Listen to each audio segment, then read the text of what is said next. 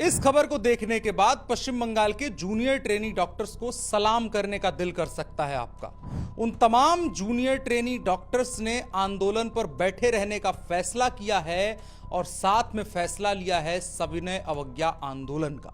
जी हां, कल की सुनवाई में जब 1 महीने पूरे हुए उस जूनियर डॉक्टर की हत्या और बलात्कार के अपराध के, तो सुप्रीम कोर्ट ने सुनवाई करते हुए लगभग तानाशाही अंदाज में आदेश देते हुए कहा कि सभी जूनियर डॉक्टर्स दोबारा अपने काम पर लौट आएं, तब उनके ऊपर कार्रवाई नहीं की जाएगी। अगर नहीं लौटते हैं तो कुछ भी हो सकता है। और पश्चिम बंगाल की मुख्यमंत्री ममता बनर्जी यही चाह रही थी। तो एक तरीके से पश्चिम बंगाल की मुख्यमंत्री ममता बनर्जी के समर्थन में सुप्रीम कोर्ट के द्वारा यह आदेश जारी किया गया, लेकिन डॉक्टर्स ने इस बात को मानने से साफ इनकार कर दिया। प्रेस कॉन्फ्रेंस की आप क्लिप देख सकते हैं। वहां पर तमाम डॉक्टर्स की तरफ से यही कहा जा रहा है कि हम बहुत छोटी संख्या में हैं, बहुत छोटी संख्या में हम डॉक्टर्स बैठे हुए हैं, हमारी वजह से किसी के ऊपर क्या प्रभाव पड़ सकता है। लेकिन पश्चिम बंगाल की मुख्यमंत्री ममता बनर्जी का दबाव या तो कहें या कपिल सिब्बल साहब की मित्रता सुप्रीम कोर्ट के हमारे माननीय जज साहब के साथ जो है उसको कह लें, लेकिन फैसला उनके एक तरीके से फेवर में आ गया। हालांकि सुप्रीम कोर्ट ने कुछ तीखे सवाल भी ममता बनर्जी से पूछे, लेकिन उनको पूछने का अंदाज हमेशा की तरह थोड़ा सा मीठा था। सुप्रीम कोर्ट की तरफ से लगातार इस बात को पॉइंट आउट किया जा रहा है कि जो टाइमिंग्स है एंट्री की, चाहे वो एफआईआर की हो, चाहे अननेचुरल डेथ को रजिस्टर करने को, इन तमाम चीजों के समयांतराल को लेकर के सवाल पूछे जा रहे हैं, लेकिन उसको लेकर के उस तरह से जवाब तलब पश्चिम बंगाल की सरकार, वहां की व्यवस्था, वहां की पुलिस और तमाम लोगों को नहीं किया जा रहा है। और साथ ही साथ पश्चिम बंगाल की मुख्यमंत्री ममता बनर्जी का एक बयान भी है, उसको लेकर भी बात करना चाहिए। आप बयान बगल में देखिए। उनके द्वारा कहा जा रहा है कि अब चलो पूजा करने हम चले आते हैं, क्रांति बहुत हो गई, अब चलो दुर्गा पूजा के माहौल में आते हैं। अब इसमें सवाल यह भी खड़ा होता है कि क्या ममता बनर्जी हिंदू त्योहारों का सहारा लेकर के इस मामले से ध्यान भटकाना चाहती हैं। ममता बनर्जी ने कई अटेम्प्ट्स किए हैं इस मामले से ध्यान भटकाने के लिए। मसलन हम लेके चलें तो आपको नजर आएगा कि वो सबसे पहले प्रोटेस्ट करने सड़क पर उतरती हैं, उसके बाद अपने छात्र सभा को जाकर के संबोधित करती हैं, उसके बाद विधानसभा में एक बिल लेकर के आती हैं, और उसके बाद अब यह कह रही हैं कि क्रांति क्रांति बहुत खेल लिया बच्चों, अब चलो दुर्गा पूजा मनाने चलते हैं। और इसको लेकर के जो उस पीड़िता की मां का बयान आया है उसको भी आपको सुनना चाहिए। एक एक करके इस वीडियो में सब कुछ आपको बताएंगे, बने रहिएगा हमारे साथ इस वीडियो में। नमस्कार, मेरा नाम है अनुराग मिश्रा और आप देख रहे हैं शाइनिंग इंडिया। इस वीडियो में कई बातें ऐसी हैं जिनको सुन करके आपको एक बार को लग सकता है कि हम कैसे देश और कैसे समाज में रह रहे हैं। पश्चिम बंगाल में जो डॉक्टर के साथ बेरहम तरीके से हत्या की गई और बलात्कार किया गया, उस घटना को कल पूरे हुए 1 महीने। डॉक्टर्स लगातार धरने पर बैठे हैं, ट्रेनिंग डॉक्टर्स, जूनियर डॉक्टर्स, जो कह रहे हैं लगातार कि हमें सुरक्षा चाहिए, हमारे लिए कुछ सुविधाएं, कुछ बेसिक फैसिलिटीज और सामान्य महिलाओं और लड़कियों के लिए कामकाजी स्थलों पर और पश्चिम बंगाल की सड़कों पर चलने के लिए कुछ आजादी चाहिए, जो ममता बनर्जी नहीं दे पा रही है, सरकार नहीं दे पा रही है। उसको लेकर के वो धरने पर बैठे हुए हैं और साथ ही साथ न्याय की मांग है कि उसमें जो मुख्य आरोपी हैं, जिनमें पुलिस कमिश्नर से लेकर के हेल्थ सेक्रेटरी से लेकर के मुख्यमंत्री तक के नाम उन छात्रों की तरफ से, आंदोलनरत छात्रों की तरफ से लिए जा रहे हैं, कि सभी को सजा दी जानी चाहिए। सुप्रीम कोर्ट इससे पहले एक तारीख आई थी तो उस पर जज साहब छुट्टी पे चले गए थे, इस वजह सुनवाई नहीं हुई थी। कल फिर से बेंच बैठी। बेंच को बैठना था और सबसे कड़े सवाल किए जाने थे पश्चिम बंगाल की मुख्यमंत्री और साथ में जो पुलिस के रिप्रेजेंटेटिव बैठे हैं और जो वकील साहब खड़े होते हैं, माननीय कपिल सिब्बल जी, उन लोगों से तीखे सवाल करने थे और सवाल सीबीआई से भी करने थे कि स्टेटस रिपोर्ट क्या है। तो सुप्रीम कोर्ट की तरफ से स्टेटस रिपोर्ट मांग ली गई, सीबीआई की तरफ से कह दिया गया हां भाई आगे की स्टेटस रिपोर्ट आपको दे दी जाएगी। लेकिन जो बातें सुप्रीम कोर्ट ने कही हैं उनमें से कुछ बेहद चुभने वाली और डरावनी है। 2 परिस्थितियों की आपको, या 2 या 3 परिस्थितियों की तुलना करके हम बताएंगे। सबसे पहली बात, कल सुप्रीम कोर्ट ने कहा क्या? सुप्रीम कोर्ट ने जूनियर डॉक्टर्स से यह कहा कि आप सभी लोग तुरंत से तुरंत ड्यूटी पर लौट आइए, 5 बजे शाम तक लौट आएंगे तो सरकार की तरफ से कोई कार्रवाई नहीं की जाएगी। अब सबसे पहली आप परिस्थिति समझिए कि जब कोई मेडिकल पढ़ने, कोई मेडिकल की पढ़ाई करने के लिए आता है तो परिवार से बड़ा पैसा लगता है और बड़ी उम्मीदों से आता है। तो ऐसी जब धमकी आती है कोई कार्रवाई नहीं की जाएगी अगर हमारी बात मानोगे तो सबसे पहले आता है फैमिली प्रेशर। और पश्चिम बंगाल की मुख्यमंत्री ममता बनर्जी लगातार यही चाहती हैं कि जो ये एजिटेशन है, जो सड़क पर लोग दिखाई दे रहे हैं, सड़कें साफ हो जाएं, स्ट्रीट पे कुछ ना दिखाई दे। इसीलिए उन्होंने अपने टीएमसी गुंडों को उतारा भी था ताकि एक मैसेजिंग ऐसी हो सके। वही काम सुप्रीम कोर्ट ने कर दिया। सुप्रीम कोर्ट ने ट्रेनी डॉक्टर से कहा कि भैया काम पे लौटो, नहीं तो फिर कार्रवाई कर दी जाएगी तुम्हारे ऊपर। लेकिन सुप्रीम कोर्ट के आदेश के बाद आज जो उन डॉक्टर्स की तरफ से बातें निकल के सामने आई हैं, वो अपने आप में एक तरीके से सलामी और एक तरीके से सम्मान के प्रतीक हैं।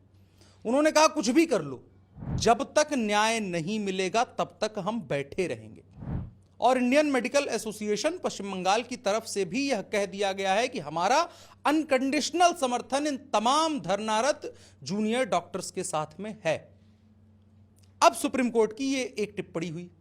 सुप्रीम कोर्ट से कुछ चीजें जो पूछी जानी चाहिए। इससे पहले देश में 2 ऐसे गंभीर भीड़ को इकट्ठा करने के प्रयास हुए हैं जिससे पूरे देश की शांति और सुरक्षा खतरे में थी और लगभग घटनाएं ऐसी हो गई। सबसे पहला किसान आंदोलन और दूसरा शाहीन बाग। कथित किसान आंदोलन में बैठे हुए तमाम लोग क्या कुछ कर रहे थे और क्या कुछ खबरें हो रही थी, आप बगल में एक सीरीज में हेडलाइंस में देख सकते हैं। लेकिन सुप्रीम कोर्ट की तरफ से यह नहीं कहा गया, अल्टीमेटम नहीं दिया गया कि अगर तुम लोग नहीं हटे तो हमारी आंखें लाल हो जाएंगी। शाहीन बाग में जब बैठे हुए लोग थे और वो राष्ट्रीय सुरक्षा के लिए खतरा थे, अंदर गए पत्रकारों के साथ वहां मारपीट की जा रही थी, कोरोना की वेव आने लगी थी, उस वक्त तक लोग बैठे थे। लेकिन सुप्रीम कोर्ट का यह आदेश नहीं आया कि यहां से हटो, नहीं तो फिर देख लो तुम्हारा फिर कागज सही में निकलवा लेंगे। कोई ऐसा आदेश नहीं आया। लेकिन आज जब एक वाजिब मांग के लिए तमाम डॉक्टर्स वहां पर बैठे हुए हैं, तो सुप्रीम कोर्ट की तरफ से यह कमेंट आता है काम पे लौटो, नहीं तो तुम्हारे ऊपर कार्रवाई कर दी जाएगी। अब ये प्रेशर सोचिए कि एक परिवार के पास जब ये खबर पहुंची होगी, उन घरों में खबरें ये पहुंची होंगी, तो कैसा लगा होगा उनको। दूसरी बात, ममता बनर्जी की बात पे आते हैं। ममता बनर्जी लगातार इस मामले से ध्यान भटकाना चाहती हैं। ममता बनर्जी ये चाहती हैं कि लोग इस मुद्दे पर बात करना छोड़ दें। उसके लिए सबसे जरूरी है जो सिंबॉलिक रूप से वहां डॉक्टर्स बैठे हैं उन लोगों का हट जाना। अब पश्चिम बंगाल की मुख्यमंत्री ममता बनर्जी ने सारे हथकंडे अपना लिए। धमकी दे दी, अपने टीएमसी के काडर को उतार लिया, बिल ला लिया, खुद प्रोटेस्ट करने आ गई, कोई काम नहीं आया। अब ममता बनर्जी एक ऐसा कार्ड खेल रही हैं जिस पर उनकी आलोचना भी उस तरीके से नहीं की जा सकती। ममता बनर्जी का कहना है कि आंदोलन बहुत हो गया, अब चलो दुर्गा पूजा मनाने चलते हैं, फेस्टिव मोड में आ जाते हैं। जिस मुख्यमंत्री के राज्य में एक 31 वर्षीय लड़की के साथ में, जो साथ में मेडिकल प्रोफेशनल थी, उसके साथ रात की आधी रात को उनके ही लोगों के द्वारा, क्योंकि अब मुख्यमंत्री हैं तो मुख्यमंत्री के अंडर काम करने वाले लोग, जो सरकारी काम करने वाले लोग होंगे, उनके ही लोग कहे जाएंगे, वो उसी तरह के कथित वॉलंटियर के द्वारा यह अपराध को अंजाम दिया गया। मुख्यमंत्री पूरी बेशर्मी के साथ कह रही हैं कि चलो हम आकर के यहां दुर्गा पूजा मनाते हैं। दुर्गा पूजा पर कोई आलोचना भाजपा के मान लीजिए लोग होंगे या सामान्य कोई हिंदू होगा, वो आलोचना भी नहीं कर पाएगा, कहेगा नहीं दुर्गा पूजा तो मनाना चाहिए। लेकिन क्या उस परिवार के लिए वो दुर्गा पूजा उसी तरह की रह जाएगी ममता जी? और यही सवाल उस मृतक डॉक्टर की मां के भी हैं कि अगर आज के तारीख में पश्चिम बंगाल की मुख्यमंत्री ममता बनर्जी के परिवार के साथ किसी के साथ ऐसा हुआ होता, आगे बढ़ाते हैं, ममता बनर्जी के साथ ऐसा हुआ होता, तो क्या उनके परिवार के लोग इतने ही सामान्य रह पाते या ममता बनर्जी उतना ही सामान्य रह पाती? मां का कहना है कि आज तक जितनी दुर्गा पूजा हमने मनाई है वो अपनी बेटी के साथ मनाई है, वही सारी तैयारी करती थी, पूजा पाठ करती थी। अब हमारे लिए दुर्गा पूजा कभी वैसी नहीं रह जाएगी। और अगर पश्चिम बंगाल की मुख्यमंत्री ममता बनर्जी को लगता है कि वो इसको उसी क्रूरता के साथ खत्म करना चाहती हैं जिस तरीके से मेरी बेटी की जिंदगी खत्म कर दी गई थी, तो कर दें वो।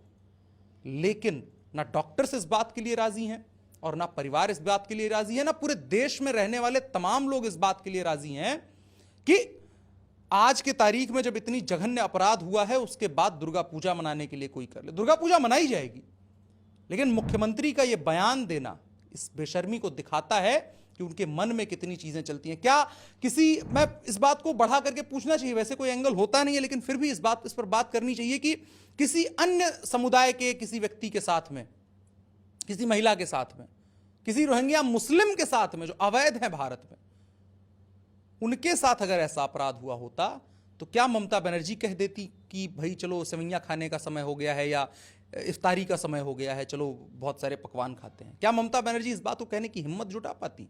कभी नहीं जुटा पाती। लेकिन ये भारत है, भारत का लोकतंत्र है, महान लोकतंत्र है, जिसमें एक कथित तानाशाह, जिसके राज में तमाम लोग सड़कों पर जो चाहे वो कर सकते हैं, देश और विदेश में कुछ भी बोल सकते हैं, भारत की जमीन से लेकर के भारत के बाहर तक भारत को तोड़ने और भारत के विरुद्ध बातें कर सकते हैं, और उस पर कोई एक्शन नहीं लेने वाला, उसको शांति से अभिव्यक्ति की आजादी की तरह सम्मान करने वाले व्यक्ति को तानाशाह कहा जा सकता है। लेकिन लोगों की अभिव्यक्ति की आजादी को कुचलने वाली, पूरा सिस्टम कोलैप्स कर देने वाली, जिसमें सिस्टमैटिक लोग शामिल हैं, अपराध करने वाले लोग शामिल हैं, उसको लीड करने वाली महिला को सेकंड आयरन लेडी कहा जाता है। और सुप्रीम कोर्ट के जज उसके वकील के साथ में गलबहियां करते हुए नजर आते हैं। मैं कई बार इस चीज को लेकर के बात करना चाहता हूं कि आखिर क्या है। मैं सही सुप्रीम कोर्ट के इस आदेश को सुनने के बाद अपने आप में एक झटका लगा कि आखिर कोर्ट कह कैसे सकता है इस तरह की बात कि आप लोग धरना खत्म करिए। वही एक धरना, वो एंगल है जो ममता बनर्जी के गले की फांस है। जज साहब, आपको या ग्राउंड रियलिटी नहीं पता है, एसी चैंबर से बाहर आने की आपकी स्थिति नहीं रह गई है। आप वहीं बैठ करके जो कपिल सिब्बल साहब क्लिप दिखाते हैं, लेट मी शो यू जज साहब प्लीज, ये जो करते हैं उसी से आपको दुनिया पूरी दिखाई दे रही है। क्योंकि आपको समझ में नहीं आ रहा है उस बात की इंटेंसिटी कि पश्चिम बंगाल के लोग और जूनियर डॉक्टर्स के लिए कितना बड़ा मुद्दा है। आप छोटे छोटे मुद्दों पर स्वतः संज्ञान ले लेते हैं, छोटे छोटे मुद्दों पर मुख्यमंत्री को फटकार देते हैं। आपने कल भी एक वकील को फटकार दिया। लेकिन क्या आपको आज तक जरूरी नहीं लगा कि पश्चिम बंगाल की मुख्यमंत्री ममता बनर्जी को भी एक बार बुलाया जाना चाहिए? मुखिया है वो प्रदेश की, पूछा जाए भाई कि आपके यहां इतना बड़ा अपराध कैसे हो गया और इसमें कितना बड़ा सिस्टमैटिक ये फेलियर नजर आ रहा है, इसको लेकर के आपका पॉइंट ऑफ व्यू क्या है? आप एक स्टेट को रन करती हैं और आप अपने हिसाब से रन करती हैं, उसमें चाहती हैं जीरो इंटरफेरेंस, उसके बावजूद ऐसा हो रहा है। क्या जज साहब ने ऐसा पूछना जरूरी समझा? या क्या वकील के साथ उनके इस तरह की बात करनी? नहीं, बिल्कुल जरूरी नहीं समझा। नहीं, केवल इतना करना चाहा कि डॉक्टर्स को आदेश दो, चलो वापस आओ, ताकि ममता बनर्जी का रास्ता क्लियर हो जो ममता बनर्जी चाहती हैं। और आखिरी में इसका राजनीतिक क्या प्रभाव देखने को मिल रहा है? क्यों ममता बनर्जी इतनी डेस्परेट हैं इस आंदोलन को खत्म करवाने को लेकर के, जिसके लिए उन्होंने जुडिशियल रिलेशंस जितने हैं अपने, उन तमाम चीजों को, पॉलिटिकल और सोशल जो भी है, सब कुछ अपना इस दांव पे लगा दिया है। उसकी वजह यह है कि पश्चिम बंगाल की जो टीएमसी पार्टी है इनकी, इसके बीच में अब समस्याएं आने लगी हैं। एक राज्यसभा सांसद हैं जवाहर सरकार, उन्होंने इस्तीफा दिया। अब राज्यसभा सांसद जब इस्तीफा दे तो सबसे पहली बात होती है कि राज्यसभा सांसद को जनता के बीच चुनाव लड़ने नहीं जाना होता है। उसके बावजूद उसको पब्लिक सेंटीमेंट ये नजर आ रहा है कि मेरी गाड़ी पर टीएमसी का झंडा लगा होगा, मेरे कागज के आगे लिखा रहेगा टीएमसी के राज्यसभा सांसद, तो ये शर्म की बात होगी, इसलिए उसने इस्तीफा दे दिया, उनके द्वारा इस्तीफा दिया गया। उन्होंने दो चीजें कही भ्रष्टाचार को लेकर के लगातार कटमनी के खिलाफ एक्शन लेने की और तमाम चीजों की शपथ 1 साल पहले पश्चिम बंगाल की मुख्यमंत्री ममता बनर्जी ने ली थी जब चुनाव जीत करके आई थी, उस पर कोई एक्शन नहीं हो रहा है। आरजीकर में हुई जो घटना है उसको लेकर के जिस तरह का स्विफ्ट एक्शन चाहिए था और जिस तरह की बिना भेदभाव के, बिना पक्षपात के जो कार्रवाई होनी चाहिए थी, वो नहीं हुई है। ये पत्र में उन्होंने लिखा है। उसके बाद उन्होंने इस्तीफा दे दिया। और ऐसे एक नहीं है, महिला वोटर्स पश्चिम बंगाल में ममता बनर्जी के लिए जीवनदायिनी है। जिस तरीके से हम लोगों के लिए सांस है, उसी तरह से मुख्यमंत्री ममता बनर्जी के लिए महिलाएं हैं।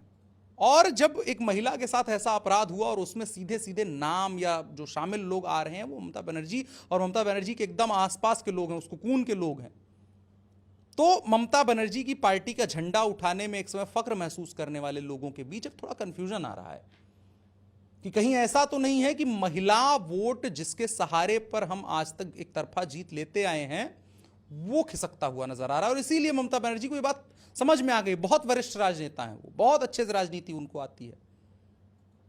उन्होंने एनडीए से लेकर के कांग्रेस और कांग्रेस से लेकर के इंडिपेंडेंट, इन दोनों के खिलाफ होना और टीएमसी को उठाना और साथ में वाम दलों का जिनका एक तरफा कब्जा था पश्चिम बंगाल पर, जो लोगों के बीच जो विचारधारा के रूप में एक पश्चिम बंगाल के लोगों की विचारधारा बन चुकी थी, उसको खत्म करने वाली नेता पश्चिम बंगाल के मुख्यमंत्री ममता बनर्जी हैं।